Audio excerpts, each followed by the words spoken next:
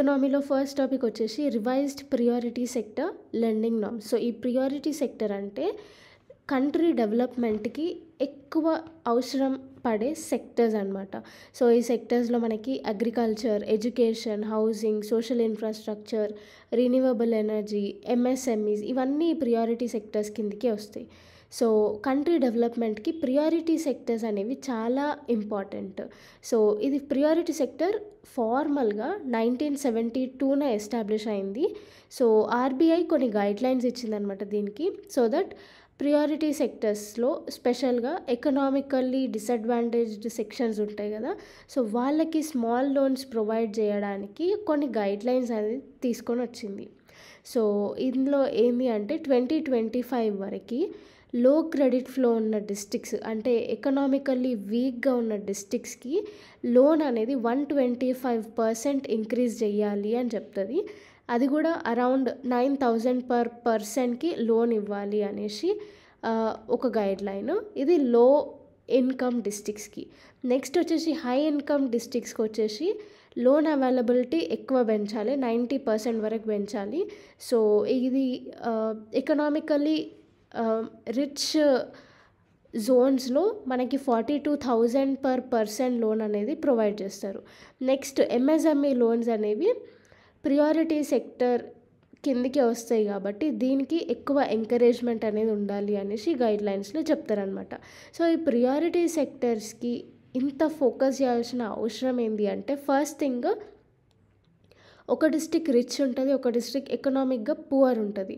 So ఇట్లా regional disparities అనేవి తొలగించడం కోసం ప్రియారిటీ సెక్టర్ని మెయిన్గా తీసుకొని వచ్చినారు. నెక్స్ట్ ఎంఎస్ఎంఈ సెక్టర్లో క్రెడిట్ ఫ్లో అనేది ఇంక్రీజ్ చేయడం కోసం, మ్యానుఫ్యాక్చరింగ్ ఇండస్ట్రీస్లా మళ్ళీ గూడ్స్ ప్రొడక్షన్ పెంచడం కోసం ఈ ప్రియారిటీ సెక్టర్స్ అనేవి తీసుకొని వచ్చారు. కొత్త ప్రియారిటీ సెక్టర్ లెండింగ్ నార్మ్స్ అనేవి తీసుకొని వచ్చారు అనమాట. సో కమిటీస్ వచ్చేసి బేసిక్గా మనకి 2 కమిటీస్ ఉన్నాయి. ఒకటి వచ్చేసి గ్యాడ్గిల్ కమిటీ 1969 దీన్ని తీసుకొని వచ్చారు. ఏంది అంటే రూరల్ సెక్టర్స్లో బేసిక్ ఇన్ఫ్రాస్ట్రక్చర్ని పెంచడానికి ప్రియారిటీ సెక్టర్ అనేది చాలా అవసరం పడుతుంది అని చెప్పింది. సో దీన్నే లీడ్ బ్యాంక్ స్కీమ్ అని అంటారు. నెక్స్ట్ ఘోష్ కమిటీ 1982లో ఫామ్ అయింది. ఇదేం చేసింది అంటే ప్రియారిటీ సెక్టర్స్కి కొన్ని కేటగిరీస్ చెప్పింది. ఏమేం కేటగిరీస్ అంటే agriculture, MSME, export credit, education, housing, social infrastructure, renewable energy ఇవన్నీ కొన్ని కేటగిరీస్. దీంట్లో సబ్ కేటగిరీస్ కూడా ఉంటాయి. సో దీంట్లో సబ్ కేటగిరీస్ వచ్చేసి డిజేబుల్డ్ పర్సన్స్కి, మైనారిటీ కమ్యూనిటీస్కి, ఉమెన్స్కి దీంట్లో సబ్ కేటగిరీస్ అనేవి ఉంటాయి. ఓకే, సో ఇందులో మనకి పాజిటివ్ ఇంపాక్ట్స్, నెగటివ్ ఇంపాక్ట్స్ అనేవి ఉన్నాయి. సో ప్రియారిటీ సెక్టర్స్లో పాజిటివ్ ఇంపాక్ట్స్ ఏంటి అంటే ఫస్ట్ థింగ్, ఉమెన్, వీకర్ సెక్షన్స్కి ఇంకా స్మాల్ అండ్ మార్జినల్ ఫార్మర్స్కి ఫినాన్స్ పరంగా అందుబాటులో ఉంటారు. సో లోన్స్ ఇట్లాంటివన్నీ మంచిగా ప్రొవైడ్ చేస్తారు. నెక్స్ట్ అగ్రికల్చరల్ లోన్స్ అనేవి పెరుగుతాయి. సో దాన్ని బట్టి వ్యవసాయంలో కూడా మంచిగా ఆదాయం పొందొచ్చు. Next MSME promotions. సో సొంతంగా ఎవరైనా ఎంఎస్ఎంఈస్ పెట్టుకోవాలనుకున్నా కానీ ప్రమోట్ చేయడానికే లోన్స్ ఇస్తారు. సో దీనివల్ల జాబ్ క్రియేషన్ అవుతుంది, లోకల్గా ఎకనామీ అనేది పెరుగుతుంది.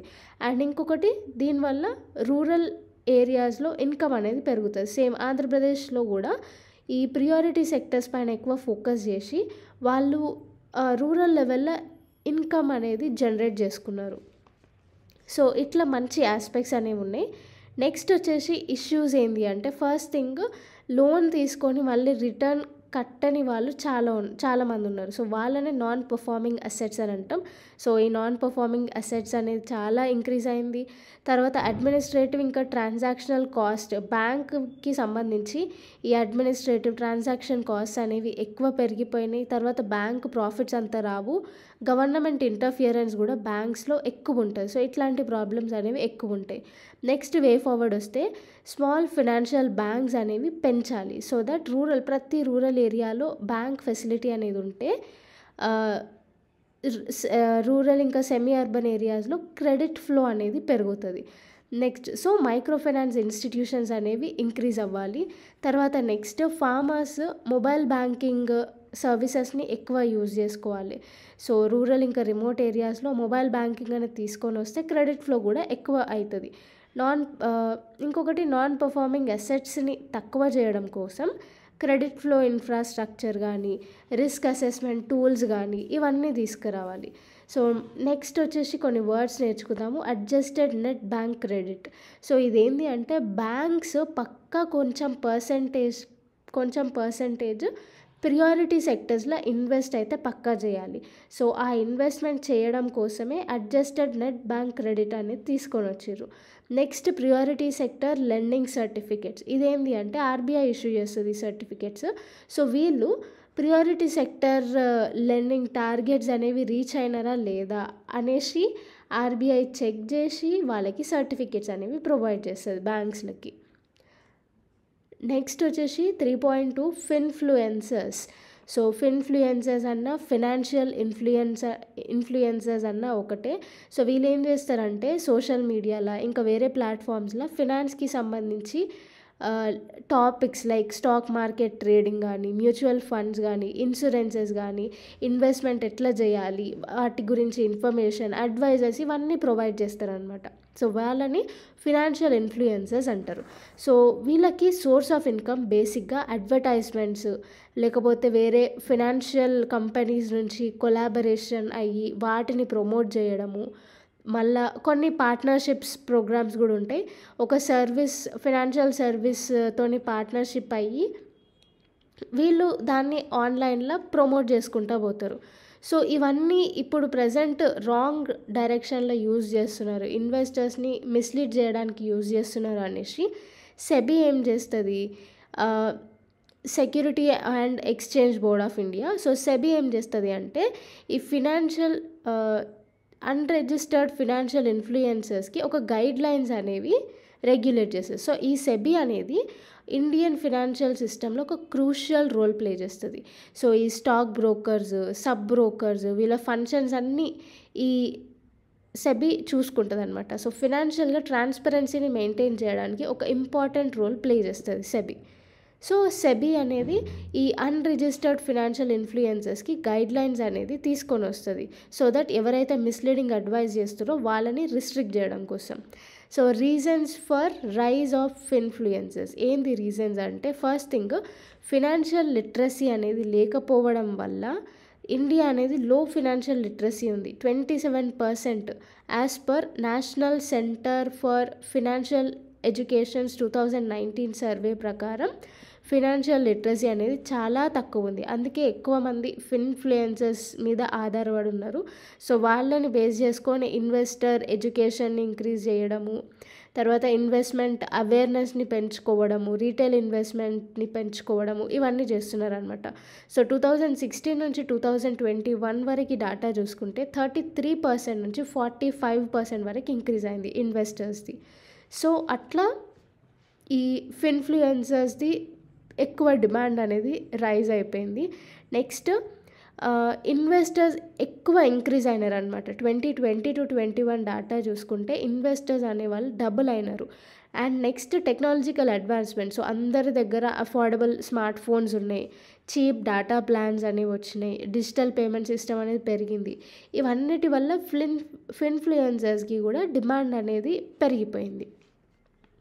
So issues arising due to rise of influencers ఏంది అంటే రెగ్యులేషన్ సరిగ్గా లేకపోవడం వల్ల ఇన్ఫ్లుయెన్సర్స్ క్వాలిఫికేషన్ ఉన్నా లేకపోయినా వాళ్ళు అడ్వర్టైజ్మెంట్ స్పాన్సర్షిప్ తీసుకొని పీపుల్ని మిస్లీడ్ చేస్తున్నారు. అండ్ ఇంకొకటి ఏంది, ఈ ఇన్ఫ్లుయెన్సర్స్ మ్యాక్సిమమ్ వేరే కంపెనీస్ పే చేస్తే వీళ్ళు మార్కెట్ని మ్యానిపులేట్ చేసి స్టాక్ మార్కెట్స్ని మిస్లీడ్ చేస్తున్నారు అనమాట. సో ఇట్లా ఏమైంది అంటే ఒక కంపెనీ సలాసార్ టెక్నాలజీస్ అని ఈ కంపెనీ ఇన్ఫ్లుయెన్సర్స్కి అమౌంట్ పే చేసి అంటే ఇక్కడ స్టాక్స్ ఇన్వెస్ట్ చేయండి చాలా ప్రాఫిట్ వస్తుంది అట్లా మిస్లీడ్ చేసేసి చాలా లాసెస్ అనేవి తీసుకొని వచ్చింది.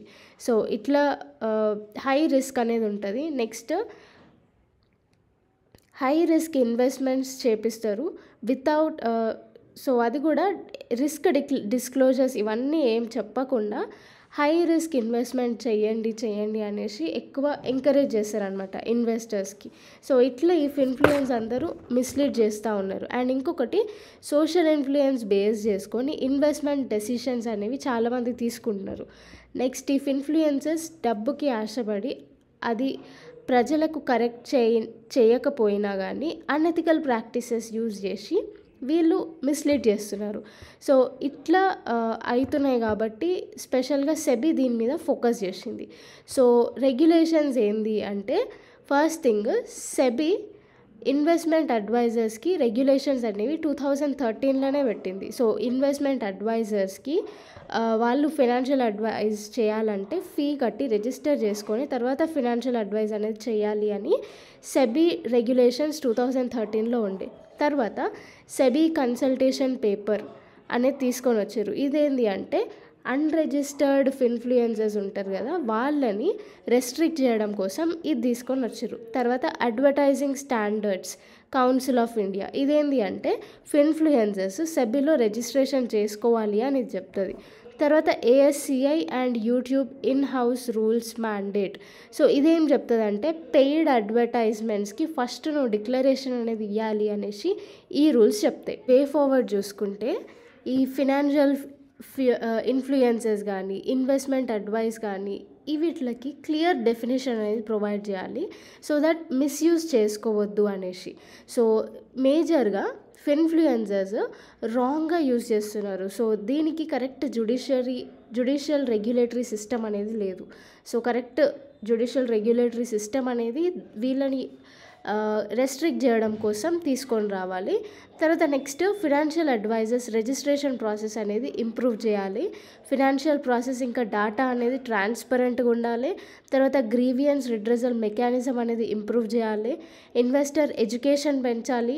లిటరసీ చాలా తక్కువ ఉంది, ఫినాన్షియల్ లిటరసీ కూడా ఇంక్రీజ్ చేయాలి. దానికి తగ్గట్టు చర్యలు తీసుకోవాలి. ఇంకా ఇన్ఫ్లుయెన్సర్స్ క్రెడిబిలిటీ అనేది మెయింటైన్ చేయాలి. సో దానికోసము సెల్ఫ్ రెగ్యులేటరీ ఆర్గనైజేషన్స్ అనేవి తీసుకొని రావాలి. సో ఇవన్నీ వే ఫార్వర్డ్లో ఉన్నాయి. తర్వాత global examples for regulation. So ఆస్ట్రేలియాలో వితౌట్ లైసెన్స్ ఎవరన్నా ఇన్ఫ్లుయెన్సర్స్ ఫినాన్షియల్ అడ్వైస్ చేస్తే వాళ్ళకి అప్ టు 5 years జైలు శిక్ష ఉంటుంది. Next European security and markets authority ఏం చేసింది అంటే ఇన్ఫ్లుయెన్సర్స్ ఎవరైనా మిస్లీడ్ చేస్తే వాళ్ళకి తీవ్రమైన పెనాల్టీ అనేది ఉంటుంది అని ఇది యూరోపియన్ది చెప్పింది. నెక్స్ట్ న్యూజిలాండ్ ఏం చెప్తుంది అంటే ఇన్ఫ్లుయెన్సర్స్ అందరూ లైసెన్స్ అనేది ఉండాలి వాళ్ళకి. తర్వాత రిస్క్ వార్నింగ్స్ అనేవి పక్కా పెట్టాలి వాళ్ళు ఏమైనా అడ్వైస్ చేస్తే. తర్వాత నెక్స్ట్ సింగపూర్ ఇంకా చైనీస్ రెగ్యులేషన్స్ ఏం చేస్తాయి వీళ్ళు కూడా ఇన్ఫ్లుయెన్సర్స్కి కొన్ని గైడ్లైన్స్ అనేవి తీసుకొని వచ్చారు. నెక్స్ట్ టాపిక్ వచ్చేసి bridging global work force gaps. So ORF అంటే అబ్జర్వర్ రీసెర్చ్ ఫండ్. సో ఇదేం చెప్పింది అంటే ఇండియన్ ఎంప్లాయ్మెంట్ అవుట్లుక్ 2030 రిలీజ్ చేసింది. సో దీని కింద ఇండియన్ వర్క్ ఫోర్స్ అనేది 24.3 ఆఫ్ గ్లోబల్ వర్క్ ఫోర్స్ అవుతుంది నెక్స్ట్ డీకేడ్ వరకు అని చెప్పింది. ఓకే, సో ఇదేంది, దీనికన్నా ముందు మనం ఫ్రెండ్ షోరింగ్ అనే టర్మ్ గురించి నేర్చుకుందాం. సో ఏ కంట్రీకైనా పొలిటికల్గా ఎకనామికల్గా ఫ్రెండ్లీ ఉన్న కంట్రీస్లోనే కంపెనీస్ సప్లై చైన్స్ అనేవి ఇంక్రీజ్ చేసుకుంటూ పోతారు. ఓకే, ఫర్ సపోజ్ ఇప్పుడు మనకి ఫ్రెండ్లీ అయిన కంట్రీస్ ఏంది, ఈ US కానీ జపాన్ కానీ రష్యా కానీ ఫ్రెండ్లీ కంట్రీస్. సో ఇవేం చేస్తాయి, ఫ్రాన్స్ ఇది కూడా ఫ్రెండ్లీ కంట్రీ, ఇవేం చేస్తాయి మన దగ్గర ఇన్వెస్ట్మెంట్స్ పెడతాయి, మళ్ళీ మనతోని ఎక్కువ ట్రేడింగ్ కానీ foreign FDIs foreign direct investment కానీ మన దగ్గర పెట్టి ఎంప్లాయ్మెంట్ ఫోర్స్ కానీ లేకపోతే ఫ్రీ వీసాస్ ఇటలీ ప్రొవైడ్ చేస్తుంది మనకి. సో ఫ్రీ వీసాస్ అనేవి ప్రొవైడ్ చేసి అక్కడ పోయి ఎంప్లాయ్మెంట్ చేయడం కోసం ఈ ఫ్రెండ్ షోరింగ్ అనే కాన్సెప్ట్ అనమాట. సో వాళ్ళు మనతోని ఫ్రెండ్లీగా ఉంటారు. సో ఇట్లా చేస్తారు. సో ఓవరాల్గా పొలిటికల్గా ఎకనామికల్గా ఫ్రెండ్లీ ఉన్న కంట్రీస్ పైననే ఏదైనా కంట్రీ ఎక్కువ ఇన్వెస్ట్మెంట్ అనేది చేస్తుంది, సప్లై చైన్స్ అన్న ఇంక్రీజ్ చేస్తుంది, కంపెనీస్ అన్న డైరెక్ట్ పెడుతుంది.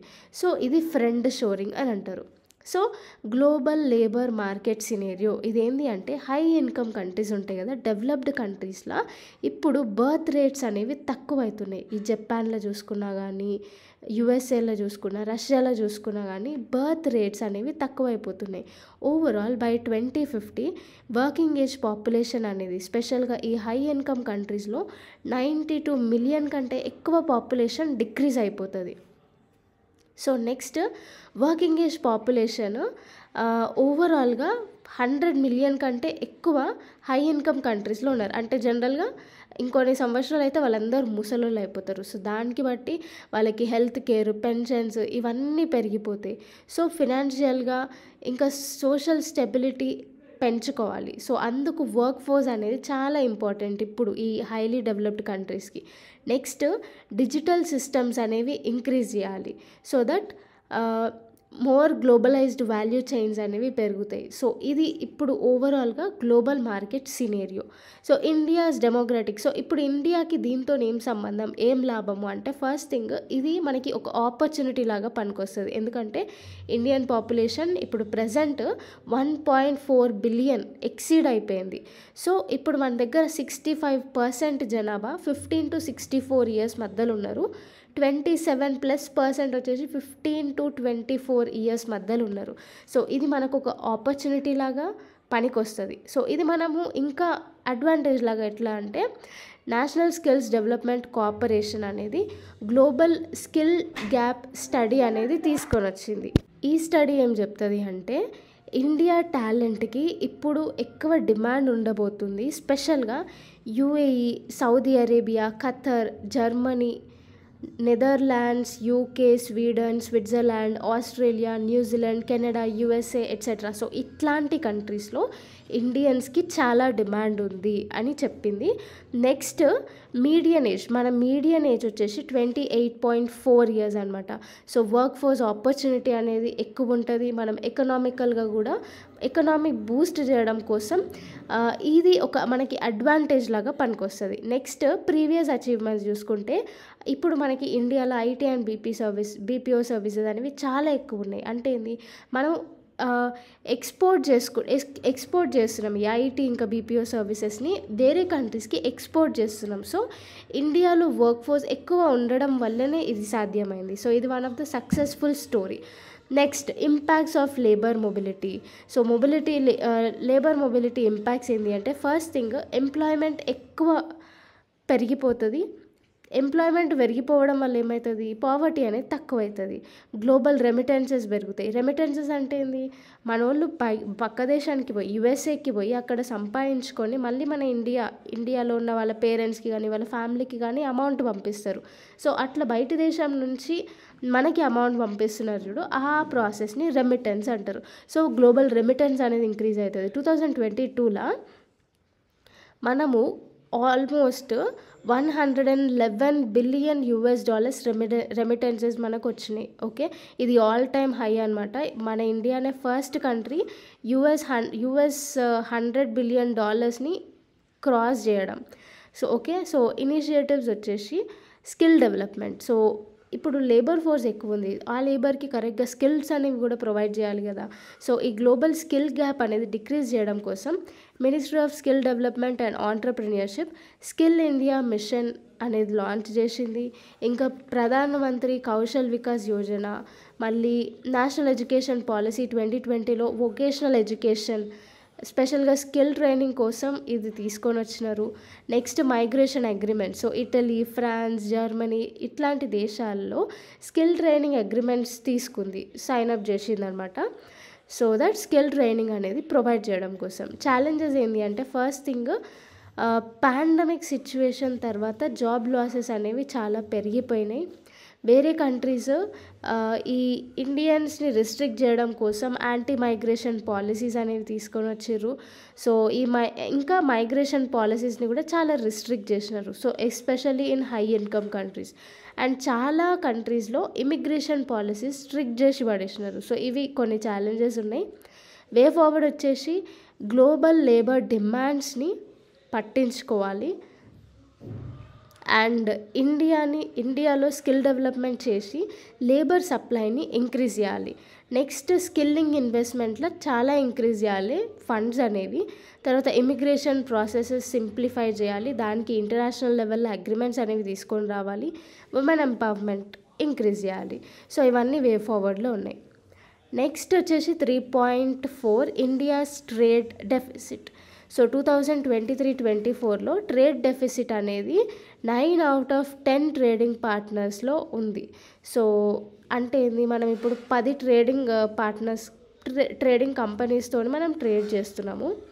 సో ఆల్మోస్ట్ 10 కంట్రీస్లో 9 కంట్రీస్తో మనం ట్రేడ్ డెఫిసిట్ అనేది ఫేస్ చేస్తున్నాం. ట్రేడ్ డెఫిసిట్ అంటే ఏంది, మనం ఎక్కువ కొంటున్నాము, ఎక్కువ అమ్ముతలేం. ఓకే, తక్కువ అమ్ముతున్నాము, ఎక్కువ కొంటున్నాం. సో దానివల్ల మనకే లాస్, ఎందుకంటే మనం ఎక్కువ US$తో కొంటాం కాబట్టి US$ వెళ్ళిపోతున్నాయి, మనకు వచ్చేది ఆదాయం ఏం లేదు. సో అట్లా మనం ట్రేడ్ డెఫిసిట్లోకి వెళ్ళిపోతున్నాం. Okay, so current status of India's external trade. So అట్లా మనము 10 కంట్రీస్తో ట్రేడ్ చేస్తే అలా 9 కంట్రీస్తోని ట్రేడ్ డెఫిసిటే ఫేస్ చేస్తున్నాం. సో ట్రేడ్ డెఫిసిట్ అంటే ఏంది, ఇంపోర్ట్స్ ఎక్కువ అవ్వడము, ఎక్స్పోర్ట్స్ తక్కువ చేయడం అనమాట. సో అమ్మడం తక్కువ ఉంది, కొనడం ఎక్కువ ఉంది. సో అట్లా మనం లాస్ అవుతున్నాం. సో అందుకు ట్రేడ్ డెఫిసిట్ అని అంటారు. సో ఇది నెగటివ్ ట్రేడ్ బ్యాలెన్స్ అని కూడా అంటారు. ఓకే, సో మనకి లార్జెస్ట్ ట్రేడ్ పార్ట్నర్స్ వచ్చేసి చైనా, USA, UAE, రష్యా, ఇంకా సౌదీ అరేబియా. ట్రేడ్ డెఫిసిట్ 2022-23లో స్పెషల్గా ఈ చైనా, రష్యా, సౌత్ కొరియా, హాంకాంగ్తో మనకు ట్రేడ్ డెఫిసిట్ అనేది ఎక్కువ అయిపోయింది. And UAE, Saudi Arabia, Indonesia, ఇరాక్తోనే ట్రేడ్ డెఫిసిట్ కొంచెం తక్కువ అయింది. సో ఇప్పుడు మనకి ట్రేడ్ సర్ప్లస్ అనేది USA, Netherlands, UK, Belgium, Italy. So ఇవిట్లతోనే ట్రేడ్ సర్ప్లస్ అనేది అయ్యింది. సో ఇదన్నమాట రిపోర్ట్ ప్రకారం అయితే union ministry of commerce and industry అనేది రిలీజ్ చేసింది. సో దీనికి పాజిటివ్ అండ్ నెగటివ్ ఇంపాక్ట్స్ అయితే ఉన్నాయి. సో ఫస్ట్ నెగటివ్ ఇంపాక్ట్స్ చూద్దాం. సో నెగటివ్ ఇంపాక్ట్స్లో ఫస్ట్ ఫారెక్స్ రిజర్వ్స్ అనేవి తక్కువ అయిపోతాయి. సో బేసిక్గా మనము వేరే కంట్రీస్కి కొనాలన్నా, ట్రేడ్ చేయాలన్నా ఫారెక్స్ రిజర్వ్స్ నుంచి ట్రేడ్ చేస్తాం. సో దీంట్లో మనకి అంటే కంట్రీస్ యొక్క మనకి ఎట్లా బ్యాంక్ అకౌంట్ ఉంటుంది, మనం బ్యాంక్ అకౌంట్లో పైసలు ఉంటేనే మనం ఏమైనా కొనగలుగుతాము, అట్లా వేరే కంట్రీస్ నుంచి మనం తీసుకోగలుగుతాం పైసలు. అట్లనే ఇండియాకి ఒక బ్యాంక్ అకౌంట్ లాగా ఈ ఫారెక్స్ రిజర్వ్స్ అనేవి పనిచేస్తాయి. సో ఇవి బయట దేశం నుంచి ఏమైనా కొనాలన్నా, తీసుకోవాలన్నా దీంట్లో పైసలు ఉండాలి. సో ఈ ఫారెక్స్ రిజర్వ్స్ అనమాట, ఫారెన్ ఎక్స్చేంజ్ రిజర్వ్స్. సో దీంట్లో మనం ఎక్కువ కొంటున్నప్పుడే ఈ ఫారెక్స్ రిజర్వ్ నుంచి పైసలు ఎక్కువ ఖర్చు చేస్తున్నాం. దానివల్ల ఏమవుతుంది, ఫారెక్స్ రిజర్వ్స్ అనేవి తక్కువ అయిపోతాయి. సో ఫారెక్స్ రిజర్వ్స్ తక్కువ అయిపోతున్నాయి మనం ఎక్కువ ఇంపోర్ట్ చేసుకోవడం వల్ల. నెక్స్ట్ కరెంట్ అకౌంట్ డెఫిసిట్ కూడా డెప్రిషియేట్ అవుతుంది. సో కరెంట్ అకౌంట్ డెఫిసిట్ అంటే ఏంటి అంటే ఫారెన్ కంట్రీస్కి ఎక్కువ మనీ పంపడము, మళ్ళీ మన కంట్రీకి తక్కువ మనీ లాభం రావడము, ఇవి కరెంట్ అకౌంట్ డెఫిసిట్ అనమాట. సో మనము బయట దేశాలకు ఎక్కువ ఖర్చు పెడుతున్నాము US$, కానీ మనం ఎక్స్పోర్ట్ చేసుకుంటాం తక్కువ ఎక్స్పోర్ట్ చేస్తున్నాం కాబట్టి మనకు పైసలు అనేవి అంత రావు, తక్కువ రిసీవ్ చేసుకుంటాం. సో అట్లా కరెంట్ అకౌంట్ డెఫిసిట్లోకి వెళ్ళిపోతుంది. సో ఇవన్నమాట మేజర్గా నెగటివ్ ఇంపాక్ట్స్. పాజిటివ్ ఇంపాక్ట్స్ వచ్చేసి మనం ఇంపోర్ట్స్ ఎక్కువ చేసుకుంటున్నాం. ఇంకొకటి ఏంది, కరెంట్ అకౌంట్ డెఫిసిట్ అనేది చాలా పెరిగిపోతుంది. సో దీన్ని కౌంటర్ చేయడం కోసం డొమెస్టిక్ ఇన్వెస్ట్మెంట్స్ అనేవి పెంచాలి. సో ఎక్కువ ఇంపోర్ట్స్ ఎంతకాలం అని యూజ్ చేస్తాము, మనము ఎక్స్పోర్ట్ చేసే స్థితిలో ఉండాలి. ఎక్స్పోర్ట్ చేయాలంటే ఫస్ట్ థింగ్ డొమెస్టిక్ ఇన్వెస్ట్మెంట్ అనేది పెంచాలి. సో ఇది పాజిటివ్ ఎఫెక్ట్ లాగా మనం తీసుకోవచ్చు. So reasons behind India's higher trade deficit. So ఎందుకు మన దగ్గర హయ్యర్ ట్రేడ్ డెఫిసిట్ అనేది ఉంది, మనం ఎందుకు ఎక్కువ ఇంపోర్ట్ చేసుకుంటున్నాం అంటే, so reasons behind India's high trade deficit. So reasons ఏంటి అంటే, ఫస్ట్ థింగ్ మనము కొన్ని దాంట్ల మీద ఎక్కువ ఫోకస్ చేసి ఎక్కువ ఇంపోర్ట్ చేసుకుంటున్నాం. లైక్ ఈ క్రూడ్ ఆయిల్ కానీ, ఫార్మాస్యూటికల్ ఇంగ్రీడియంట్స్ పైన కానీ ఎక్కువ ఇంపోర్ట్, ఇంకా ఎక్కువ డిపెండెన్స్ అనేది చూపిస్తున్నాము. సో ఇదొక పెద్ద రీజన్ అనమాట ట్రేడ్ డెఫిసిట్లో. తర్వాత ఇన్ఫ్రాస్ట్రక్చర్ సరిగ్గా లేకపోవడము, హై లాజిస్టిక్ కాస్ట్ ఉండడము, మ్యానుఫ్యాక్చరింగ్ తక్కువ ఉండడము, లేకపోతే అసలు చాలా గ్రోత్ ఆఫ్ మ్యానుఫ్యాక్చరింగ్ సెక్టర్ అనేది అసలు లేనే లేదు.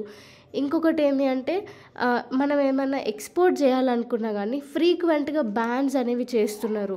ఇంకొకటి మన దగ్గర ఫ్రీ ట్రేడ్ అగ్రిమెంట్స్ ఉన్నాయి. డిఫరెంట్ కంట్రీస్తోని మనం ఫ్రీ ట్రేడ్ అగ్రిమెంట్స్ చేస్తున్నాము, కానీ మనం దానిలోని ఫుల్గా యూటిలైజ్ చేయలేకపోతున్నాము. సో ఇట్లాంటి రీజన్స్ వల్ల ట్రేడ్ డెఫిసిట్ అనేది చాలా పెరిగిపోయింది. నెక్స్ట్ టాపిక్ వచ్చేసి 3.5 అగ్రికల్చర్ ఎక్స్టెన్షన్ సిస్టమ్. సో యాక్చువల్గా మనము ఒక వర్డ్ నేర్చుకోవాలి, కృషి సఖీస్ అని. కృషి సఖీస్ ఏంటి అంటే వీళ్ళని ఫార్మర్ ఫ్రెండ్స్ అని కూడా అంటారు. సో స్కిల్ పరంగా ఫార్మర్స్కి గైడ్ చేస్తారు, న్యాచురల్ ఫార్మింగ్ ఇంక్రీజ్ చేస్తారు, ప్రొడక్టివిటీ పెంచుతారు, సాయిల్ హెల్త్ మేనేజ్మెంట్లో ఈ కృషి సఖీస్ అనేవాళ్ళు చాలా ఇంపార్టెంట్ రోల్ ప్లే చేస్తారు. సో ఇదేంటి అంటే వీళ్ళు ట్రైన్డ్ ప్రొఫెషనల్ ఫార్మర్స్ అనమాట. సైంటిఫిక్ రీసెర్చ్ ఇంకా నాలెడ్జ్ని అప్లై చేసి అగ్రికల్చర్ ప్రొడక్టివిటీ ఇంక్రీజ్ చేస్తారు ఈ కృషి సఖీ వాళ్ళు. సో జనరల్గా వీళ్ళందరూ ఉమెన్ ఉంటారు.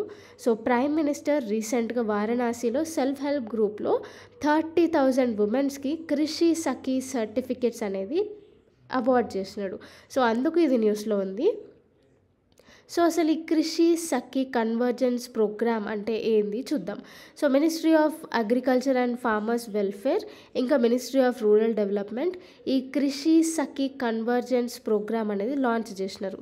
దీని మెయిన్ ఎయిమ్ ఏంది అంటే రూరల్ ఇండియాని ట్రాన్స్ఫర్ చేయాలి, ఉమెన్ ఎంపవర్మెంట్ చేయాలి, ఆల్మోస్ట్ 70,000 కృషి సఖీస్ని ఇంక్రీజ్ చేసి న్యాచురల్ ఫార్మింగ్ ఇంకా సాయిల్ హెల్త్ మేనేజ్మెంట్ని ఇంప్రూవ్ చేయడమే దీని మెయిన్ ఉద్దేశం అన్నమాట.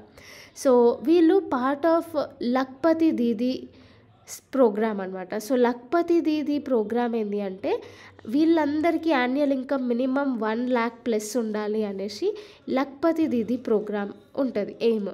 సో వీళ్ళందరూ కృషి సఖీలాగా మారి వీళ్ళ ఇన్కమ్ను కూడా జనరేట్ చేసుకోవచ్చు. సో ఓవరాల్గా 12 స్టేట్స్లో ఫేజ్ వైజ్ మేనర్లో ఇంప్లిమెంట్ చేయబోతున్నారు. సో ఆ 12 స్టేట్స్ వచ్చేసి గుజరాత్, తమిళనాడు, ఉత్తరప్రదేశ్, మధ్యప్రదేశ్, ఛత్తీస్గఢ్, కర్ణాటక, మహారాష్ట్ర, రాజస్థాన్, ఒడిస్సా, జార్ఖండ్, ఆంధ్రప్రదేశ్, మేఘాలయ. సో ఇవన్నీ స్టేట్స్ పైన ఇప్పుడు ఫేజ్ వైజ్గా ఫోకస్ చేయబోతున్నారు. So next agriculture extension system in India. So ఇదేంటి అంటే సో మేజర్గా ఈ కృషి సఖీస్ని యూజ్ చేసుకొని అగ్రికల్చర్ని ఎక్స్టెండ్ చేయాలనుకుంటున్నారు. సో విస్తార్ అనే ప్రోగ్రామ్. విస్తార్ ఏంటి అంటే videos on farm technologies to be developed, technical vetting to videos, monitoring of state nodal agencies and stakeholders. So దీని ప్రకారం ఇన్ఫర్మేషన్ అనేది ప్రొవైడ్ చేయడం కోసం విస్తార్ ప్రోగ్రామ్ తీసుకొని వచ్చిర్రు. అగ్రికల్చర్లో డ్రోన్ టెక్నాలజీ ఇంప్రూవ్ చేయాలనేసి కృషి సఖీస్ని ఇంప్లిమెంట్ చేసినారు.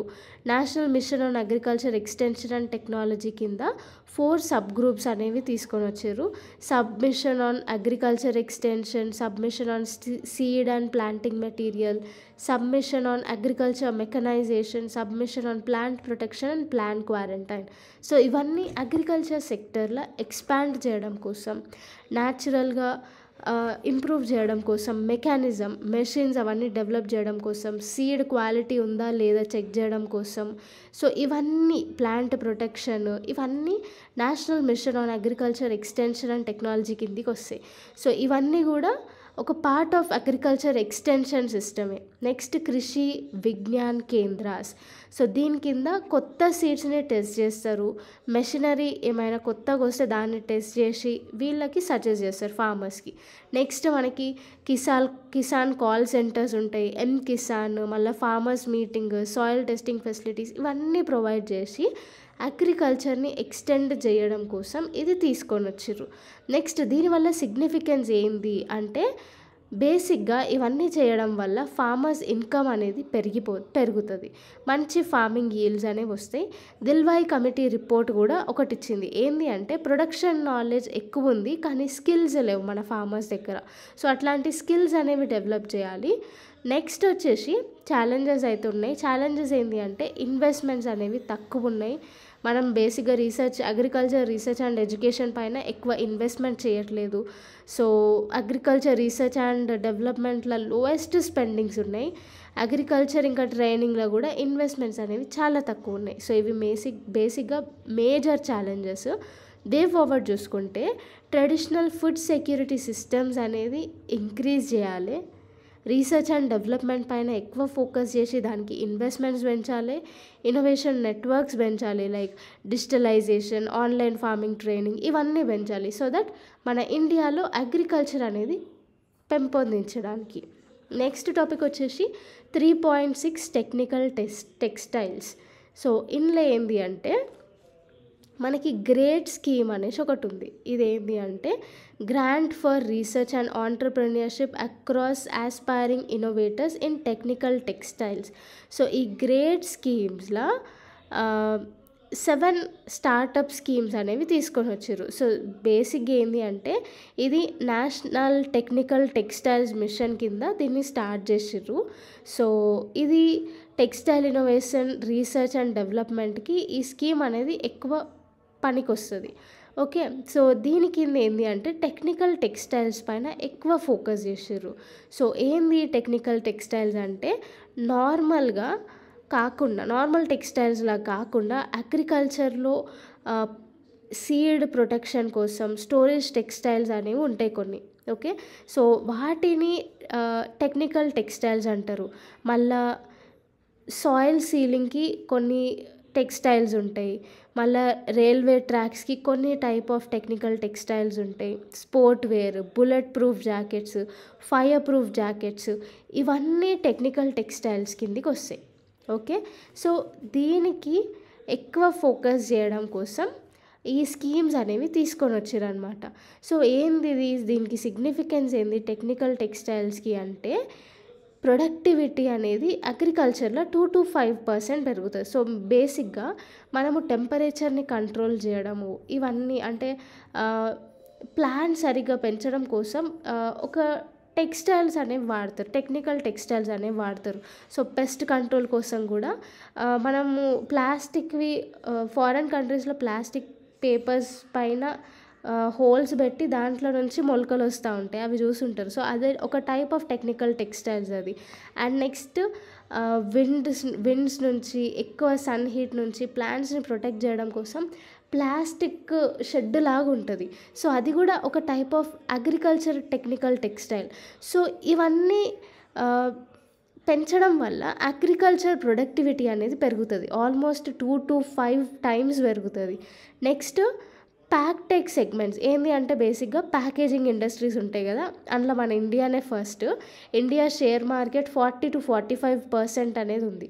Next Indian technical textiles only 8 to 10% per యానమే మనకి గ్రోత్ రేట్ అనేది ఉంది. సో దీంట్లో మనము 5th largest in the world. So technical సెక్టర్స్లో exports పెంచి గ్రోత్ రేట్ అనేది ఆల్మోస్ట్ 28.4% అనేది మనం రిజిస్టర్ చేసుకున్నాం. ఓకే, సో దీనికి కొన్ని ఛాలెంజెస్ అవుతున్నాయి. ఏంటి అంటే ఫస్ట్ థింగ్ మన దగ్గర అంత మెషినరీ లేదు. సో మనం మ్యాక్సిమం మెషినరీని ఇంపోర్ట్ చేసుకుంటూ ఉన్నాం. తర్వాత స్టాండర్డైజేషన్ అనేది, స్టాండర్డ్ ప్రోడక్ట్స్ అనేవి మనం డెవలప్ చేయట్లేదు, చీప్ ప్రోడక్ట్స్కి ఎక్కువ పోతున్నాం. సో చీప్ ప్రోడక్ట్స్ అనేవి ఎక్కువ ఇంక్రీజ్ అవుతున్నాయి. స్కిల్ ట్రైనింగ్ అనేది చాలా తక్కువ ఉంది. గ్లోబల్ ఇనిషియేటివ్స్కి వస్తే ఏంటివేంటివి ఉన్నాయంటే first thing national technical textiles mission అనేది ఉంది. ఇదేంటి అంటే మినిస్ట్రీ ఆఫ్ టెక్స్టైల్స్ కింద వస్తుంది. సో ఇది టెక్నికల్ టెక్స్టైల్స్ ఇంక్రీజ్ చేయడం కోసం ఇది తీసుకొని వచ్చారు. సో ఇండియాని గ్లోబల్ లీడర్ లాగా చెయ్యాలి అని దీని మెయిన్ ఎయిమ్. సో దీని కింద స్కీమ్స్ వచ్చేసి ప్రొడక్షన్ లింక్డ్ ఇన్సెంటివ్ స్కీమ్స్, మళ్ళీ PM mega integrated textile regional apparel PM Mitra scheme, మళ్ళీ scheme for integrated textile park. So ఇవన్నీ దీని కింద సబ్ స్కీమ్స్ అనమాట. సో ఇట్లా ఇనిషియేటివ్స్ అయితే ఉన్నాయి. వే ఫార్వర్డ్ వచ్చేసి టెక్నికల్ టెక్స్టైల్స్ గురించి పీపుల్కి అవేర్నెస్ అనేది పెంచాలి. సో మ్యాక్సిమం ఇండియన్ పీపుల్కి ఈ టెక్నికల్ టెక్స్టైల్స్ అంటే ఏంది అంత ఐడియా లేదు. సో వాళ్ళకి అవేర్నెస్ అనేది పెంచాలి. తర్వాత ఇండియన్ బ్రాండ్స్ని డెవలప్ చేయాలి. పబ్లిక్ ప్రైవేట్ పార్ట్నర్షిప్ మోడల్ని ఎక్కువ ప్రమోట్ చేయాలి. స్టార్టప్స్ని ప్రమోట్ చేయాలి.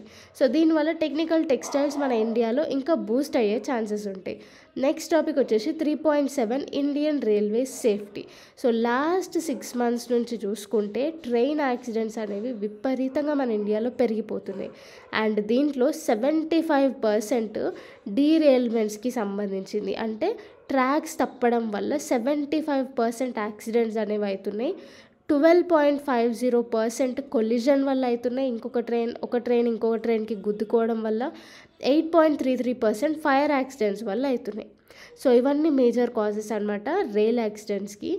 అండ్ సో కాజెస్ చూసుకుంటే డీరైల్మెంట్, సో హ్యూమన్ ఎర్రర్స్ వల్ల, సిగ్నల్ ఫెయిలియర్ వల్ల, ఈ ఫైర్ యాక్సిడెంట్స్ వల్ల, హ్యూమన్ రిసోర్స్ తక్కువ ఉండడం వల్ల ఆల్మోస్ట్ 20,000 స్టాఫ్ వేకెన్సీస్లో ఉన్నారు. సో ఇది బిగ్గెస్ట్ ఫెయిలియర్ అనమాట. రిక్రూట్మెంట్ కరెక్ట్గా చేయకపోతే ఇట్లాంటివే అవుతాయి. సో వేకెన్సీస్ ఆల్మోస్ట్ 20,000 వేకెన్సీస్ ఉన్నాయి. రైల్వే సేఫ్టీ కోసం కొన్ని స్టెప్స్ అయితే తీసుకున్నారు. దాంట్లో ఫస్ట్ వచ్చేసి కవచ్ సిస్టమ్. సో ఈ కవచ్ సిస్టమ్ అనేది ఆటోమేటిక్ ట్రైన్ ప్రొటెక్షన్ సిస్టమ్ అనమాట. కొలిషన్స్ని అవాయిడ్ చేయడం కోసం ఈ సిస్టమ్ని తీసుకొని వచ్చినారు. 2024 వరకు 1465 కిలోమీటర్స్ రూట్స్, ఇంకా కిలోమీటర్స్కి సంబంధించి ఇంకా 139 లోకోమోటివ్స్ ఆల్మోస్ట్ సౌత్ సెంట్రల్ రైల్వేస్లో దీన్ని ఇంప్లిమెంట్ చేస్తున్నారు. సో నెక్స్ట్ వచ్చేసి రైల్వే సేఫ్టీ ఇన్ఫ్రాస్ట్రక్చర్ ఆల్మోస్ట్ 2017 నుంచి 18 వరకు ఈ రైల్వే సేఫ్టీ ఇన్ఫ్రాస్ట్రక్చర్ని పెంచడానికి రాష్ట్రీయ రైల్ సంరక్ష కోష్ అనేది తీసుకొని వచ్చిర్రు.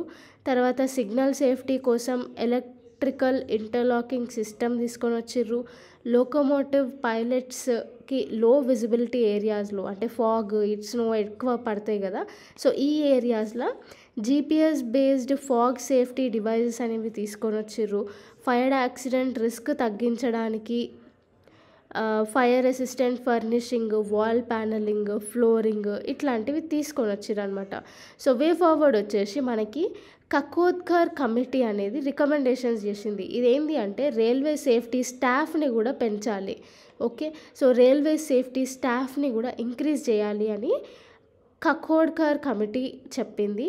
తర్వాత నెక్స్ట్ CAG 2021 రిపోర్ట్ ప్రకారం డీరైల్మెంట్ ఇండియన్ రైల్వేస్లో డీరైల్మెంట్ సేఫ్టీస్ ఎక్కువ పెంచాలి. సో పట్టాలు తప్పిపోవడము ఇట్లాంటివన్నీ ఎక్కువ 75% వరకు ఇట్లనే అవుతున్నాయి. సో ఈ డీరైల్మెంట్ ప్రాసెస్ ఇంకా సేఫ్టీకి ఎక్కువ ఫోకస్ చేసి పెట్టాలి. నెక్స్ట్ AI ఎనేబుల్డ్ అప్లికేషన్స్ ఏవైతే ఉంటాయో రైల్వేకి సంబంధించిన సేఫ్టీస్ కానీ అవన్నీ ఇంప్లిమెంట్ చేయాలి. ఆటోమేటిక్ ట్రైన్ ప్రొటెక్షన్ సిస్టమ్ అనేది ఇంక్రీజ్ చేయాలి అని వే ఫార్వర్డ్లో ఉంది. సో కొన్ని బెస్ట్ ప్రాక్టీసెస్ కూడా ఉన్నాయి వరల్డ్ వైడ్లో చూసుకుంటే. యూరోప్లో మనకి యూరోపియన్ ట్రైన్ కంట్రోల్ సిస్టమ్ ఉంది. సో ఇది సేఫ్టీ అండ్ ఎఫిషియన్సీ పెంచడానికి. యూకేలో train protection and warning system ఉంది. జపాన్లో ఆటోమేటిక్ ట్రైన్ కంట్రోల్ సిస్టమ్ అనేది ఉంది. సో ఇవి కొన్ని గ్లోబల్గా బెస్ట్ ప్రాక్టీసెస్. నెక్స్ట్ వచ్చేసి 3.8 of sure minerals in India. So బేసిక్గా ఆఫ్ షోర్ మినరల్స్ అంటే కొంచెం 200 meters డెప్త్ వరకు మనకి డీప్ శాండ్ బెడ్ పైన ఏం మినరల్స్ దొరుకుతాయో దాన్ని ఆఫ్ షోర్ మినరల్స్ అంటారు. ఫర్ సపోజ్ మనకి లక్షద్వీప్, అండమాన్ సీ దగ్గర దొరికిన మినరల్స్ కానీ, సో అండమాన్ సీ బెడ్ల 200 meters లోతుల మనకి కొన్ని మినరల్స్ అనేవి ఉంటాయి. సో ఆ మినరల్స్ని మనం ఆఫ్ షోర్ మినరల్స్ అని అంటాం. సో బేసిక్గా ఇవి gold, diamond, copper, nickel, cobalt, manganese ఇంకా కొన్ని రేర్ ఎర్త్ మెటల్స్ అనేవి మనం ఆఫ్ షోర్ మినరల్స్ లాగా కేటగరైజ్ చేయవచ్చు.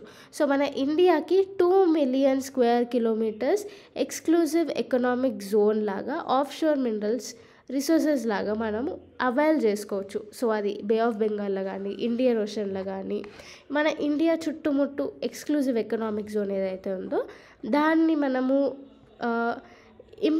ఇన్వెస్ట్మెంట్ చేసుకొని మనం మినరల్స్ని ఎక్స్ట్రాక్ట్ చేసుకోవచ్చు అనమాట మన ఏరియా మన పరిధి కిందనే. So central government of sure areas existence of mineral resources rule 2024 అనేది తీసుకొని వచ్చింది. సో ఇదేంటి అంటే బేసిక్గా గుజరాత్ కోస్ట్, మహారాష్ట్ర కోస్ట్, ఇంకా ఈ కోస్ట్ దగ్గర మినరల్ రిసోర్సెస్ ఎక్కువ ఉన్నాయి అనేసి జియోలాజికల్ సర్వే ఆఫ్ ఇండియా చెప్తుంది. ఇంకా కేరళ కోస్ట్ దగ్గర మనము కట్టడానికి ఇసుక వాడతాం కదా బిల్డింగ్స్ కట్టడానికి, సో ఆ ఇసుక అనేది మంచిగా ఉంది అని కేరళ కోస్ట్లో ఉంది అనేసి చెప్తారు. ఇంకా అండమాన్ సీ, లక్షద్వీప్ సీలో పాలీమెటాలిక్ ఫెరోమాంగనీస్ నాడ్యూల్స్ అనేవి ఉన్నాయి ఎక్కువ మొత్తంలో అనేసి రిజర్వ్స్ చెప్తున్నాయి. సో ఇదేంటి అంటే మనకి ఆఫ్ షోర్ ఏరియాస్ రూల్ 2024 అనేది తీసుకొని వచ్చారు. సో మనకి ఇక్కడిక్కడ రిజర్వ్స్ ఉన్నాయని తెలిసింది కదా. ఇంకా హెవీ మినరల్ ప్లేసెస్ మనకి ఎక్కడెక్కడ ఉన్నాయి, ఒడిస్సా, ఆంధ్రప్రదేశ్, కేరళ, తమిళనాడు, మహారాష్ట్ర. ఫాస్ఫరైట్ వచ్చేసి ఈస్టర్న్ ఇంకా వెస్టర్న్ కాంటినెంటల్ మార్జిన్. సో ఇవన్నీ ఏరియాస్ రిజర్వ్ ఏరియాస్ అనమాట. సో ఈ రూల్స్ అనేవి తీసుకొని వచ్చింది ఏంటి అంటే మినరల్ ఎక్స్ప్లోరేషన్ జనరల్గా 4 స్టేజెస్ లాగా ఉంటుంది. ఒకటి రికనైసెన్స్ సర్వే, నెక్స్ట్ వచ్చేసి ప్రిలిమినరీ ఎక్స్ప్లోరేషన్, థర్డ్ వచ్చేసి జనరల్ ఎక్స్ప్లోరేషన్, ఫోర్త్ వచ్చేసి డీటెయిల్డ్ ఎక్స్ప్లోరేషన్. సో మనకి ఈ జనరల్ ఎక్స్ప్లోరేషన్లో మైనింగ్ లీజ్ అనేది ప్రొవైడ్ చేస్తారు. మళ్ళీ ఈ ప్రిలిమినరీ ఎక్స్ప్లోరేషన్స్లో లైసెన్స్కి రిలేటెడ్ ప్రొవైడ్ చేస్తారు. సో మనకి ఇవన్నిటికీ రూల్స్ అనేవి ఉన్నాయన్నమాట. లీజ్కి సంబంధించి, లైసెన్స్ ప్రొవైడ్ చేయడానికి సంబంధించి అన్నీ ఈ ఆఫ్ షోర్ ఏరియాస్ రూల్స్ 2024లో చెప్పినారు. కానీ ఈ మినరల్ ఆయిల్స్కి, హైడ్రోకార్బన్కి ఈ రూల్స్ అనేవి అప్లికబుల్ కావు. ఓకే, సో బేసిక్గా మైన్స్ అండ్ మినరల్ యాక్ట్ 1957 కింద first schedule part B minerals ఏవైతే ఉంటాయో అవన్నీ ఎగ్జంప్షన్స్ అనమాట. సో ఎగ్జంప్షన్స్ అంటే ఏంది, ఈ యురేనియం, థోరియం, మోనజైట్ ఇవన్నీ ఈ రూల్స్ కిందికి రావు అని చెప్తున్నారు. ఓకే, సో ఇదన్నమాట మొత్తానికి. సో 4 స్టేజెస్ ఆఫ్ ఎక్స్ప్లోరేషన్ అనేది ఉంటుంది.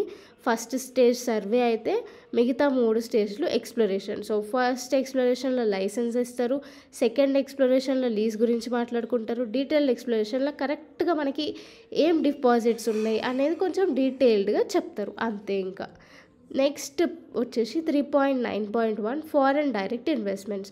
సో ఎఫ్డిఐ, సో వేరే బయట దేశం కంట్రీస్ మన ఇండియాకి వచ్చి కంపెనీ పెట్టాలని ఇన్వెస్ట్ చేసిన, వేరే కంపెనీస్ పైన ఇన్వెస్ట్మెంట్ చేసిన ఫారెన్ డైరెక్ట్ ఇన్వెస్ట్మెంట్స్ అంటారు. సో రీసెంట్గా మనకి ఫారెన్ డైరెక్ట్ ఇన్వెస్ట్మెంట్ ఇన్ఫ్లోస్ అనేవి తగ్గిపోయినాయి, 3.49% తగ్గిపోయినాయి అనమాట. As per data department for promotion of industry and internal ట్రేడ్కి, ఈ ట్రేడ్ డాటా నుంచి ఈ ఎఫ్డిఐ ఇన్ఫ్లోస్ అనేవి తక్కువ అయినాయి అని చెప్తున్నారు అనమాట. సో ఏంది ఇది అంటే ఫస్ట్ థింగ్ మనకి 2023-24లో మహారాష్ట్ర హయ్యెస్ట్ ఎఫ్డిఐ లాగా ఉంది. సో ఈ స్టేట్లోనే ఎక్కువ ఇన్వెస్ట్మెంట్స్ అనేవి, ఫారెన్ డైరెక్ట్ ఇన్వెస్ట్మెంట్స్ అనేవి వచ్చినాయి.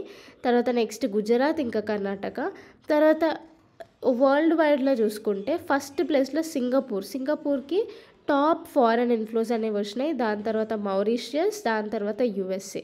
మన ఇండియాకి సంబంధించి చూసుకుంటే ఆల్మోస్ట్ ఇండియాలో మౌరిషియస్ ఫస్ట్ ఎఫ్డిఐ లాగా ఉండే ఫస్ట్ ప్లేస్లో, తర్వాత నెక్స్ట్ సింగపూర్, తర్వాత థర్డ్ యుఎస్ఏ, ఫోర్త్ నెదర్లాండ్స్, ఇంకా ఫిఫ్త్ జపాన్. సో ఇన్వెస్ట్మెంట్స్ అనేవి ఇట్లా ఈ తీరుగా నడుస్తున్నాయి అనమాట. సో ఇక్కడ మనం ఒక రెగ్యులేషన్స్ అనేవి తీసుకొని వచ్చినాం. ఈ లాటరీ బిజినెస్ పరంగా, గ్యాంబ్లింగ్ పరంగా, బెట్టింగ్, చిట్ ఫండ్స్ ఇవన్నిటికీ మనము ఫారెన్ డైరెక్ట్ అండ్ ఇన్వెస్ట్మెంట్స్ అనేవి ప్రోహిబిట్ చేసినాం. ఓకే, సో దీనికి ఫారెన్ డైరెక్ట్ ఇన్వెస్ట్మెంట్స్ వల్ల సిగ్నిఫికెన్స్ ఏంటి అంటే ఎకనామిక్ గ్రోత్ పెరుగుతుంది, డెవలప్మెంట్ ఇంక్రీజ్ అవుతుంది, ఎంప్లాయ్మెంట్ కూడా పెరుగుతుంది. కొన్ని కన్సర్న్స్ ఉన్నాయి. కన్సర్న్స్ ఏంటి అంటే ఓన్లీ కొన్ని స్టేట్స్ లైక్ గుజరాత్, మహారాష్ట్ర, కర్ణాటకలోనే ఎక్కువ ఎఫ్డిఐస్ ఉన్నాయి. సో ఇట్లా రీజనల్ ఇన్ఈక్వాలిటీస్ అనేవి పెరిగిపోతున్నాయి. నెక్స్ట్ అన్ఫేర్ కాంపిటీషన్ ఉండడం వల్ల, డొమెస్టిక్ కంపెనీస్ అంత ఎఫెక్టివ్గా లేకపోవడం వల్ల ఇవన్నీ ఫారెన్ డైరెక్ట్ ఇన్వెస్ట్మెంట్స్ అనేవి చాలా తక్కువ ఉన్నాయి వేరే వేరే రూరల్ ఏరియాస్లో, లేకపోతే తక్కువ డెవలప్డ్ స్టేట్స్లో. సో దీనికి తగ్గట్టు ఇనిషియేటివ్స్ కొన్ని తీసుకొని వచ్చారు. ఏంటి అంటే ఫారెన్ పాలసీస్, ఎఫ్డిఐ పాలసీస్ అనేవి లిబరలైజ్ చేసిర్రు, సో దట్ ఈజీగా వాళ్ళు ఇక్కడికి వచ్చి ఇన్వెస్ట్మెంట్ చేసుకోవడం కోసం. నెక్స్ట్ ఇన్వెస్ట్ ఇండియా ప్రోగ్రామ్ అనేది తీసుకొని వచ్చిర్రు, మేక్ ఇన్ ఇండియా ప్రోగ్రామ్ అనేది తీసుకొని వచ్చిర్రు, సో దట్ ఫారెన్ ఇన్వెస్ట్మెంట్స్కి ఎంకరేజ్ చేయడం కోసం. నెక్స్ట్ టాపిక్ వచ్చేసి 3.9.2 India's outlook to positive from stable. So ఏంటి అంటే మనకి సావరన్ క్రెడిట్ రేటింగ్స్ అనేవి ఉంటాయి. సో ఇవి కొన్ని ఇంటర్నేషనల్ కంపెనీస్ అనేవి క్రెడిట్ రేటింగ్స్ని మనకు పెడతాయి అన్నమాట. వేరే కంట్రీస్కి, మన కంట్రీస్కి క్రెడిట్ రేటింగ్స్ అనేవి చూపిస్తాయి. సో దట్ ఇప్పుడు మనం వేరే కంట్రీస్కి లోన్ ఇవ్వాలన్నా క్రెడిట్ రేటింగ్స్ని చూసి అరే వీళ్ళు ఇవ్వగలుగుతారా లేదా అనేసి క్రెడిట్ రేటింగ్ని చూసి మనం లోన్ ఇస్తాం. ఓకే, సో ఇట్లా సావరన్ క్రెడిట్ రేటింగ్ అనేది లోన్స్ ప్రొవైడ్ చేయడానికి ఒక రేటింగ్ అనమాట. ఏజెన్సీస్ దీన్ని రిపోర్ట్ చేస్తాయి. సో దాంట్లో S&P గ్లోబల్ రేటింగ్ అనేది ఒక కంపెనీ. సో ఇది మన ఇండియాని స్టేబుల్ నుంచి పాజిటివ్ రేటింగ్కి ఇచ్చిందనమాట. సో దీనివల్ల ఏమవుతుంది, మనకి ఏం ఫరక్ పడుతుంది అంటే ఫస్ట్ థింగ్, మన ఎకనామీ ఏమన్నా ప్రాబ్లంలు ఉన్నా, మనకి ఏమన్నా పైసలు అవసరం ఉన్నా మనము ఈ రేటింగ్ చూపించుకొని వేరే కంట్రీస్కి వెళ్ళి మాకు లోన్ కావాలి, మేము మళ్ళీ రీపే చేసే స్టేజ్లోనే ఉన్నాము అనేసి మనం పోయి లోన్స్ తీసుకురావచ్చు అంతే. ఇంకా 3.9.3 global economic prospects report. So ఈ రిపోర్ట్ ఏం చెప్తుంది అంటే, జనరల్గా ఇది వరల్డ్ బ్యాంక్ రిలీజ్ చేసింది. సో ఈ రిపోర్ట్ ఏం చెప్తుంది అంటే డెవలపింగ్ కంట్రీస్లో డెవలప్మెంట్ గోల్స్ అచీవ్ చేయాలంటే పబ్లిక్ ఇన్వెస్ట్మెంట్ అనేది ఇంక్రీజ్ చేయాలి అని ఈ రిపోర్ట్ పబ్లిష్ చేసింది. సో దీనికి బెనిఫిట్స్ ఏంటి అంటే ఫస్ట్ థింగ్, ఈ పబ్లిక్ ఇన్వెస్ట్మెంట్స్ ఎక్కువ చేస్తే ఎకనామిక్ గ్రోత్ అనేది పెరుగుతుంది. సో దానివల్ల ఆటోమేటిక్గా జీడిపి అనేది బూస్ట్ అవుతుంది. Next public health cares, education, ఇవన్నీ పబ్లిక్ ఇన్వెస్ట్మెంట్లో భాగమే కాబట్టి లాంగ్ టర్మ్ డెవలప్మెంట్ అనేది అవుతుంది. నెక్స్ట్ రికమెండేషన్స్ వచ్చేసి 3E పాలసీస్ అనేవి తీసుకొని వచ్చారు. ఏంటి అంటే ఫస్ట్ ఈ expansion of fiscal space. So tax collection increase చేయడం, ఎఫిషియన్సీ పెంచడం, అన్ప్రొడక్టివ్ స్పెండింగ్, వేస్ట్ ఖర్చులు ఉంటాయి చూడు అవన్నీ పెట్టొద్దు అనేసి చెప్పింది. నెక్స్ట్ ఈ వచ్చేసి ఎఫిషియన్సీ ఆఫ్ పబ్లిక్ ఇన్వెస్ట్మెంట్. ఏంటి అంటే కరప్షన్ తక్కువ చేయాలి, గవర్నెన్స్ పెంచాలి అని చెప్తుంది. థర్డ్ ఈ వచ్చేసి enhanced global support. So technical assistance, financial support, ఇవన్నీ మనం బయట కంట్రీస్ నుంచి అసిస్ట్ తీసుకొని మనం గ్లోబల్గా ఒక మంచి టెక్నాలజీ సపోర్ట్ ఇవ్వడానికి ఉండాలి అనేసి ఉంది. సో ఇదన్నమాట బేసిక్గా ఈ రిపోర్ట్కి సంబంధించి. సో ఈ రిపోర్ట్ అనేది వరల్డ్ బ్యాంక్ రిలీజ్ చేసింది, global economic perspective report. So public investments పైన ఎక్కువ ఫోకస్ చేయాలి. Next 3.9.4 UNCTAD. సో UNCTAD ఏంది, UN trade and development. So UNCTAD's report on growing public డెప్ట్. సో బేసిక్గా ఇది ఒక వరల్డ్ ఆఫ్ డెప్ట్ రిపోర్ట్ 2024 అనేది తీసుకొని వచ్చింది. సో దీని టైటిల్ వచ్చేసి అ growing burden to global prosperity. So దీని కింద ఏంటి అంటే గ్లోబల్ పబ్లిక్ డెప్ట్ అనేది ఇంక్రీజ్ అవుతుంది. సో చాలా కంట్రీస్ అప్పులు, లోన్లు ఇవన్నీ ఎక్కువ తీసుకున్నాయి. సో గ్లోబల్ ఫినాన్షియల్ సిస్టమ్ అనేది బూస్ట్ చేయాలి. సో అట్లా బూస్ట్ చేయాలి అంటే కొన్ని ఉన్నాయి. సో అవన్నీ హైలైట్ చేసింది. సో దానికంటే ముందు మనకి 2023కి సంబంధించి చూస్తే డాటా, పబ్లిక్ డెప్ట్ అనేది గ్లోబల్ లెవెల్లో $97 ట్రిలియన్ అనేది అయిందంట. సో దీనికి ఎఫెక్ట్స్ ఏమవుతాయి అంటే first thing implications on high public డెప్ట్.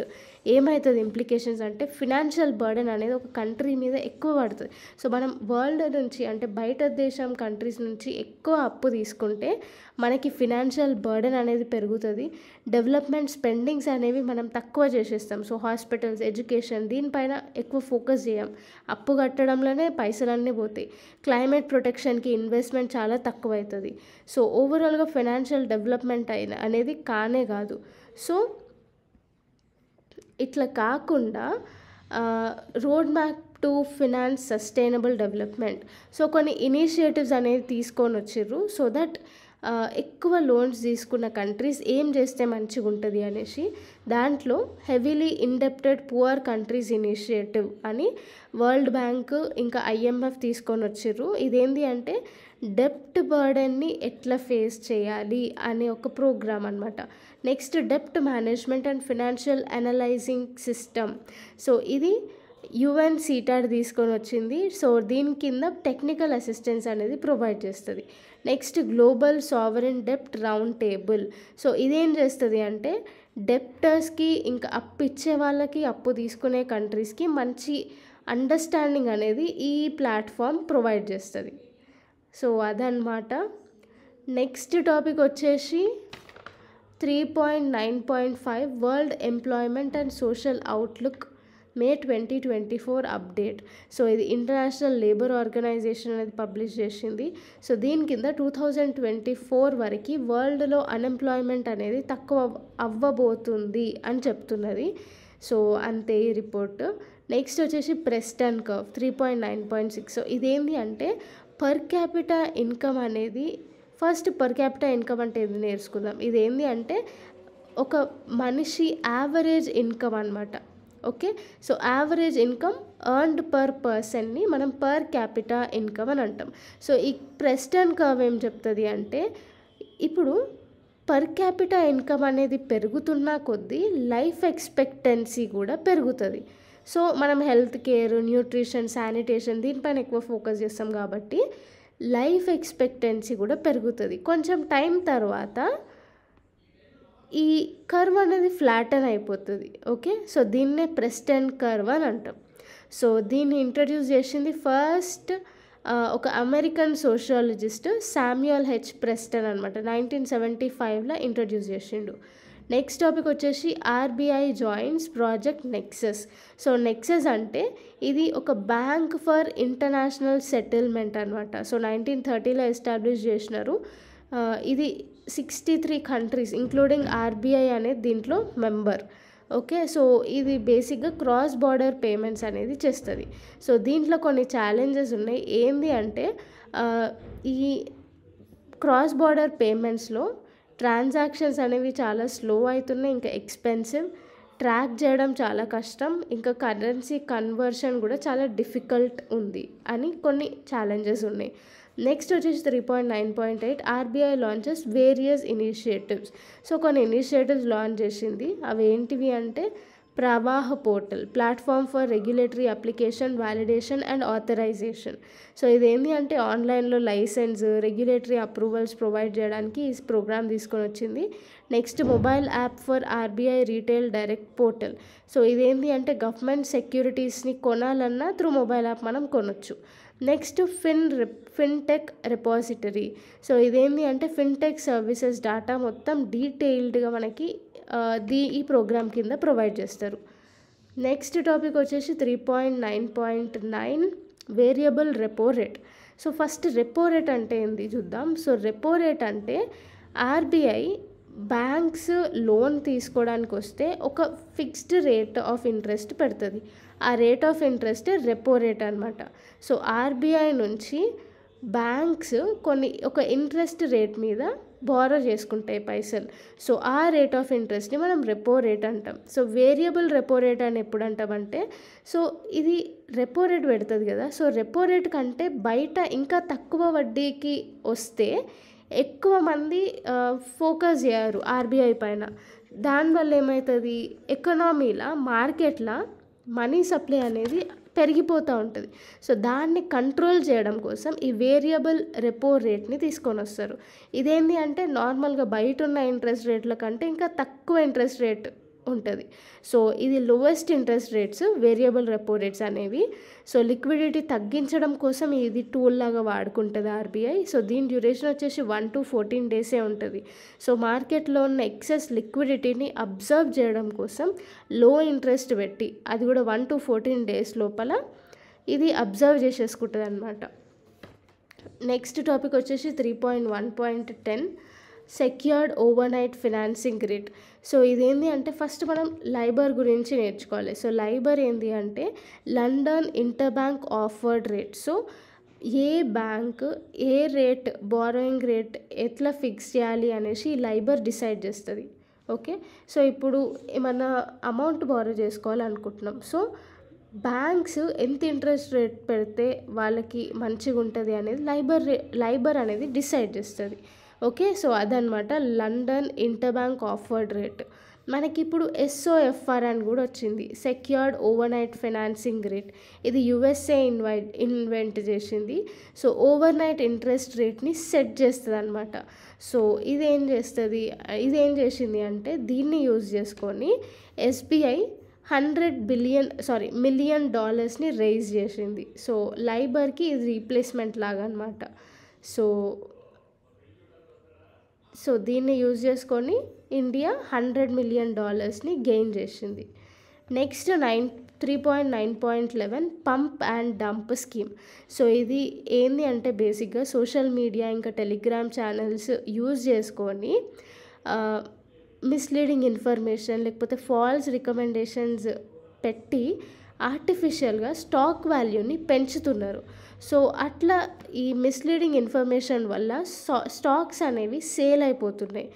And ఇంకొకటి ఏంది, ఆర్టిఫిషియల్గా స్టాక్ వాల్యూ పెంచేస్తున్నారు. దీనినే పంప్ అండ్ డంప్ స్కీమ్ అంటారు. సో సెబీ ఈ స్కీమ్ని బ్యాన్ చేసి పడేసింది. నెక్స్ట్ వచ్చేసి 3.9.12 SEBI amends infrastructure investment trust regulation 2024. So ఇది ఏంటి అంటే ఇది ఒక టైప్ ఆఫ్ ఇన్వెస్ట్మెంట్స్ అనమాట. సో టాల్ రోడ్స్ పైన, పవర్ లైన్స్ పైన, పైప్ లైన్స్ ఎట్సెట్రా వీటిపైన ఇన్వెస్ట్మెంట్ కోసం ఇది లాంచ్ చేసినారు. సో దీనికి సిగ్నిఫికెన్స్ ఏంటి అంటే చిన్న చిన్న ఇన్వెస్ట్మెంట్స్ ఉంటాయి, స్మాల్ ఇన్వెస్ట్మెంట్స్ ఉంటాయి, ఎప్పుడైనా ఎగ్జిట్ కావచ్చు, ట్రాన్స్పరెన్సీ అని ఉంటుంది, రిస్క్ అనేది తక్కువ ఉంటుంది. ఛాలెంజెస్ ఏంటి అంటే ఇవి ఆపరేషనల్ రిస్క్స్ అనేవి ఉంటాయి. సో పని చేయకపోతే ప్రాబ్లం, తర్వాత రీఫైనాన్సింగ్ రిస్క్లు కూడా ఉంటాయి. సో ఇవి challenges. Next 3.9.13 clearing corporations. So ఇదేంటి అంటే స్టాక్స్ ఇంకా ట్రేడింగ్ సెటిల్మెంట్స్ కోసము క్లియరింగ్ కార్పొరేషన్స్ అనేది యూజ్ చేస్తారు బేసిక్గా.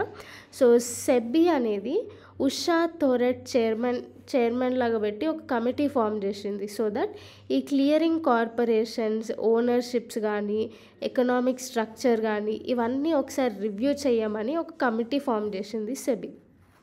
3.9.14 డెరివేటివ్స్ ట్రేడింగ్. సో ఫ్యూచర్లో అసెట్స్ కొనడం లేకపోతే సెల్ చేయడానికి ఇన్వెస్టర్స్కి ఇది హెల్ప్ చేస్తుంది అనమాట. సో ఇది ఒక ఫినాన్షియల్ ఫార్మల్ కాంట్రాక్ట్ లాగా పనిచేస్తుంది. ఇది సెబీ రెగ్యులేషన్స్ కిందనే పనిచేస్తుంది అనమాట. సో రీసెంట్గా నేషనల్ స్టాక్ ఎక్స్చేంజ్ చీఫ్ ఈ డెరివేటివ్ ట్రేడింగ్ పైన వార్నింగ్స్ అనేది ఇష్యూ చేస్తాడు. సో హై రిస్క్ అనేది ఉంది, ఇన్వెస్టర్స్ని మిస్లీడ్ చేసే ఛాన్సెస్ ఎక్కువ ఉంటాయి, కొంచెం జాగ్రత్త ఈ డెరివేటివ్ ట్రేడింగ్ పైన అనేసి హెచ్చరిస్తాడు. నెక్స్ట్ టాపిక్ వచ్చేసి 3.9.15 front running. So private information use చేసి స్టాక్స్ని కొనడం అమ్మడం చేసేదాన్ని ఫ్రంట్ రన్నింగ్ అని అంటారు. సో ఇండియాలో ఇది ఇల్లీగల్ అనమాట. సో దీన్ని కౌంటర్ చేయడానికి సెబీ రెగ్యులేషన్స్ 1996 అనేది తీసుకొని వచ్చారు. And mutual funds front running చేస్తుంది అనేసి తేలింది. సో అందుకు ఇది న్యూస్లో ఉంది. నెక్స్ట్ టాపిక్ వచ్చేసి 3.9.16 state of the world fisheries and aquaculture 2024. So ఇది ఫుడ్ అండ్ అగ్రికల్చర్ అనేది రిలీజ్ చేసింది. సో ఫిషరీస్, ఫుడ్ ఇంకా ఆక్వాకల్చర్ ప్రొడక్షన్ అనేది ఇంక్రీజ్ అవుతుంది అని ఈ రిపోర్ట్ చెప్పింది. సో ఇండియా ఆక్వాటిక్ యానిమల్ ప్రొడక్షన్లో సెకండ్ ర్యాంక్ లాగా ఉంది, ఇంకా ఇన్లాండ్ ఫిషరీస్ ప్రొడక్షన్లో ఫస్ట్ ర్యాంక్ లాగా ఉంది అని ఈ రిపోర్ట్ చెప్తుంది. నెక్స్ట్ వచ్చేసి 3.9.17 ICR-IER ఇదేంటి అంటే Indian council for research on international economic relations. So ఈ ICR-IER అనేది policy brief on post harvest losses in India అనే రిపోర్ట్ని పబ్లిష్ చేసింది. ఇదేంటి అంటే పోస్ట్ హార్వెస్ట్, సో హార్వెస్ట్ మనం పొలం పండించిన తర్వాత వర్షాలు పడి లేకపోతే ట్రాన్స్పోర్టేషన్లో ధాన్యం ఖరాబ్ అయ్యి దానికి బూజు పడి, సో ఇట్లాంటివన్నీ చాలా లాసెస్ అనేవి అవుతాయి కదా ఫార్మర్స్కి. సో ఈ పోస్ట్ హార్వెస్ట్ లాసెస్ని తగ్గించింది, ఆల్మోస్ట్ 3 తగ్గించింది అని ఈ రిపోర్ట్ చెప్తుంది. సో దీనివల్ల ఫుడ్ సెక్యూరిటీ అనేది పెరుగుతుంది, ఫార్మర్స్ ఎక్కువ బెనిఫిట్ అయ్యే ఛాన్సెస్ ఉంటాయి, సస్టైనబిలిటీ అని కూడా ఎక్కువ ఉంటుంది అనమాట. సో రిసోర్స్ అనేది ఫుడ్ రిసోర్స్ అనేది మనం తక్కువ ఎక్స్ప్లాయిట్ చేస్తున్నాం కాబట్టి సస్టైనబిలిటీ ఎక్కువ ఉంటుంది అని ఈ రిపోర్ట్ చెప్తుంది. సో దీనికి ఇనిషియేటివ్స్ ఏంటి అంటే ఈ పోస్ట్ హార్వెస్ట్ లాసెస్ తక్కువ చేయడానికి ప్రైవేట్ ఆంటర్ప్రెన్యూర్స్ గ్యారంటీ స్కీమ్ అనేది తీసుకొని వచ్చిర్రు. సో ఫుడ్ స్టోరేజ్ కెపాసిటీ పెంచడం కోసం ఈ స్కీమ్ తీసుకొని వచ్చారు. Next PM Kisan Sampada Yojana, so దీని కింద ఫుడ్ ప్రాసెసింగ్ ఇన్ఫ్రాస్ట్రక్చర్ ఇంకా ఇట్లాంటివి హార్టికల్చర్కి సంబంధించిన ఇన్ఫ్రాస్ట్రక్చర్స్ అన్నీ తీసుకొని వచ్చినారు. And next agriculture infrastructure fund అనేది తీసుకొని వచ్చారు. సో దట్ పోస్ట్ హార్వెస్ట్ మేనేజ్మెంట్లో ఇన్వెస్ట్మెంట్స్ ఇన్ఫ్రాస్ట్రక్చర్ పెంచడం కోసం. దాని తర్వాత national cooperative grain storage project తీసుకొని వచ్చారు, 2023లో లాంచ్ చేసినారు. ఇదేంటి అంటే ఈ స్టోరేజ్ ఫెసిలిటీస్ ఎక్స్పాండ్ చేయడం కోసం ఈ స్కీమ్ అనేది తీసుకొని వచ్చినారు.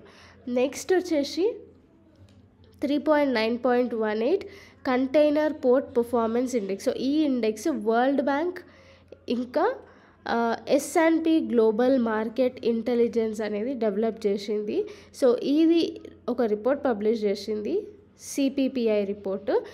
దీని ప్రకారం ఏంటి అంటే టాప్ 100 గ్లోబల్ పోర్ట్స్లో మన ఇండియన్ పోర్ట్స్ 9 ఉన్నాయి యాజ్ పర్ 2023. సో దాంట్లో టాప్ చేసేసి చైనా అనమాట, యాంగ్షాన్ పోర్ట్. సో ఇది వరల్డ్లోనే టాప్ పోర్ట్ లాగా నిలిచింది.